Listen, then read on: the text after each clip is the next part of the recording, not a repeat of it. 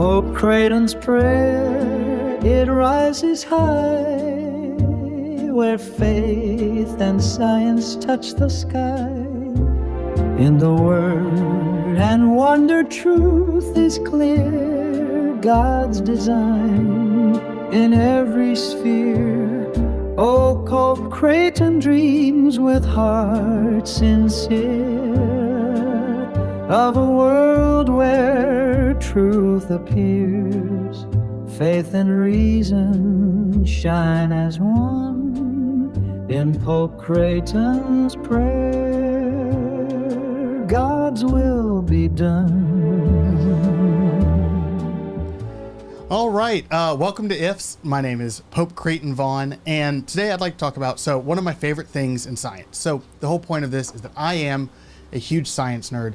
I love science. I think it is one of the most interesting things that God has given us to study. And one of my favorite things about science is that it lets us learn and see things that he built into the world at creation that he knew that people wouldn't see for thousands of years. That's very cool. So one of the easiest ones to point at is the Helix Nebula. I don't know if you guys have seen this. It's out in deep space. It looks like a giant eye looking back at us that God made at creation. And we weren't able to see until, I think, the 1960s or something when we first got that kind of telescope. But it was there the entire time. I love that God built in Easter eggs, knowing that at some point we would be able to appreciate it, and also knowing that it would be thousands of years before we would, but that when we saw it, we would appreciate it. But like on the second day of creation, he's like, I'm going to put this, what is it, the Helix? The Helix Nebula. Explain what the Helix Nebula is. So I'm not Is that a much star? I'm not much of an astronomer. This is just an example. This is not what we're talking about today. Okay. But it's a giant gas cloud that just happens to look like an eye because God thought it would be cool. Now, God's like, it's going to take them a while until they can see it, but I'm going to go ahead and put that out there. Very cool. Yeah, All just because he built things for us to enjoy. So this is one that I find really, really interesting. So we're going to talk about the periodic table. Can you guys think of the periodic table? You have a basic idea of what it looks like in your head? Yep. Yes. I immediately see it from Breaking Bad's intro video. Yes. Okay. I've actually been watching Breaking Bad recently. Okay. But so on the far right hand of the periodic table, The Breaking Bad table. are the non-metals. These are things like oxygen, carbon, your noble gases. Most of them are gaseous in nature or in their elemental state. They're non-metals. They're like 20% of the periodic table. There's one specifically in that group called chlorine. You guys have all heard of chlorine, I'm sure. Chlorine is a fascinating chemical because it is A, super reactive, and B, super toxic in its elemental form. And we're cleaning our pools with this? Yes, we're cleaning our pools with it because it's toxic.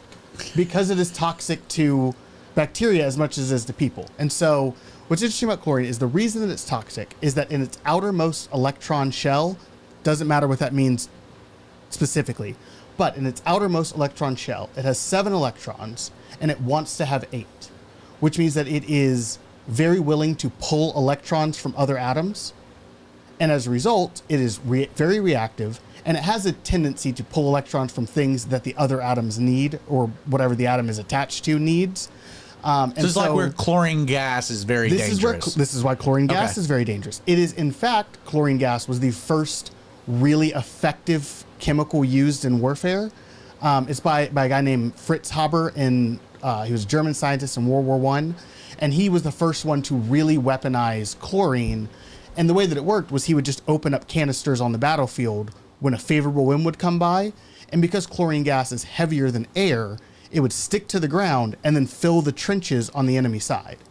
And because chlorine gas likes to pull electrons from other atoms, if you breathe in chlorine gas, it causes the lining of your lungs to basically dissolve, and you end up drowning in your own fluids. Ugh. It is a horrible, grisly way to die. But it does this because it's craving an extra electron. Yes. All right. And it does this because it's craving an extra electron, and it craves it bad, so it will rip it off of other things to get that extra electron. So it's aggressive that way. Yes. All right. On the other side of the periodic table is a metal that in its elemental state, if you see it, it looks kind of like lead.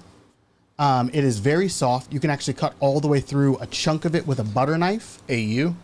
No, way farther on the other side. AU is kind of in the middle, and AU is gold, for those of you who don't know.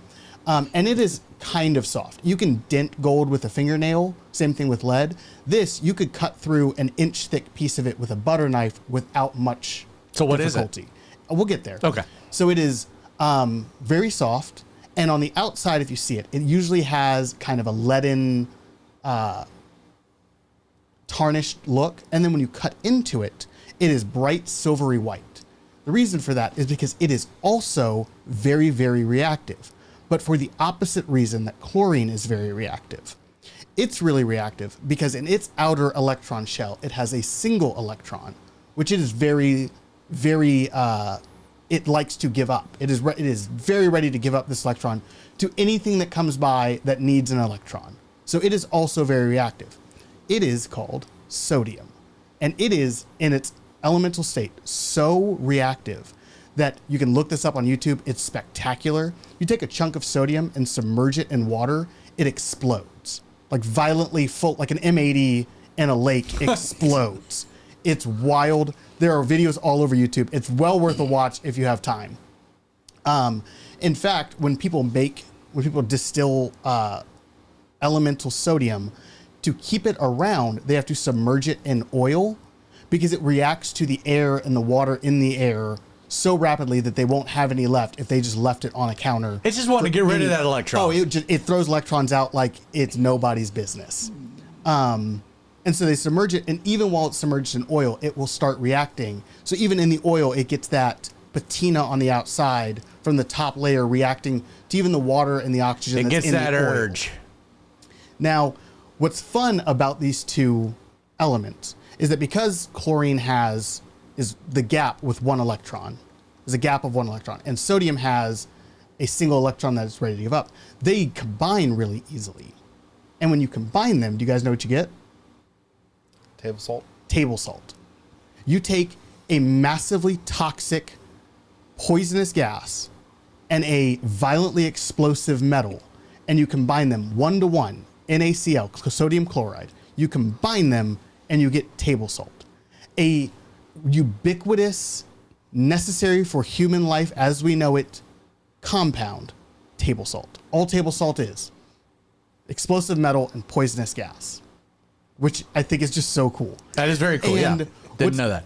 The Easter egg is that for the first, 5,000 years of human life on Earth, we did not have the ability to see either sodium or chlorine in their elemental forms. Because they're so reactive, they're not found in nature, because anytime that they would form, they would just react with whatever's around them and no longer exist. So the only way that we had to experience them was through salt, which is everywhere. We eat and it. is ubiquitous. We eat it. We need it for everything. When we eat it, the chlorine is used to make hydrochloric acid in our stomach, and the sodium is used for all manner of things, from the way your muscles work to osmosis gradients in your cells, all kinds of things. Now here's the intersection. We ready? We are ready. Poisonous gas, explosive metal. Here's the intersection. Jesus tells us that we are the salt of the earth, right? Yeah. And that is something that at the time, as I said, was a constant. We didn't have the ability to see sodium or chlorine in their elemental states until the 17 or 1800s. Now, Jesus asks, he says, you are the salt of the earth. And then he asks, what is to be done with salt when it loses its flavor? Which I've always found as a really interesting question. Because salt doesn't technically lose its flavor. It is a chemical property of salt that it tastes salty. But there is a way. So how can it lose its flavor is if it stops being salt and is turned back into its chemical elements. Which then makes it be reactive, explosive, and toxic. And Jesus says that it has to be thrown out and trampled underfoot. I find this really interesting because in another passage in Corinthians, Paul tells us that truth without love is as a clanging cymbal. And so I think as Christians, we are called to bring both love and truth to the world. And I think that either one of them by themselves are both ineffective and in a lot of ways dangerous. in the same way that sodium and chlorine by themselves do not do what salt does and are by themselves very dangerous. I love it. Yeah, so that's the ifs. So I when I was teaching through the book of Genesis, one of my favorite commentators was C.H. McIntosh, who was an old guy. But in the creation account, that common refrain, and God said that it was good, right? Mm-hmm. So after each day, he would look over what he did, and he would say, and it was good. And he says that in the Hebrew, like a different way of translating it to the same end, it wasn't so much that God was looking at what he had done and giving a stamp of approval on the quality of the work. Like, I did a good job today. It's more of like, oh, they're going to love this. Yes. And so at the end of each day of creation, God's refrain wasn't like, oh, I did a really good job today. It's like, oh, they're going to love this. And who's they? Well, in the tense, it's us, it's creation. It's that God made all these things for us. And so from the Helix Nebulous to looking at the very cool thing, like how we get salt, we would have never known until like God made that one way. And right, then and he didn't necessarily have to. And he it's could have done it discovery. Anyway. It's discovery. It's so cool. I remember like watching kind of like stuff. Planet Earth, and they would be like, which was a great, I think it was BBC documentary or whatever, Yes. but they would show like, some guy would be out in the woods for 60 days trying to film this one little bird doing a little dance to like try to, and like when they finally got the shot, it's like, this is the first time in human history that anyone has ever seen this in the wild. And it's like, yeah, and God did that 6,000 years, 7,000 years ago. It was like, they're going to love it. They're going to love that. Yeah. Also, the video that he's talking about is the Birds of Paradise, and you should definitely look it up because it's wild and super cool. Well, I can see what you're talking about in my head. Well, thank you for the ifs, man. That was great. Cool. Wonderful. Good job. That was it.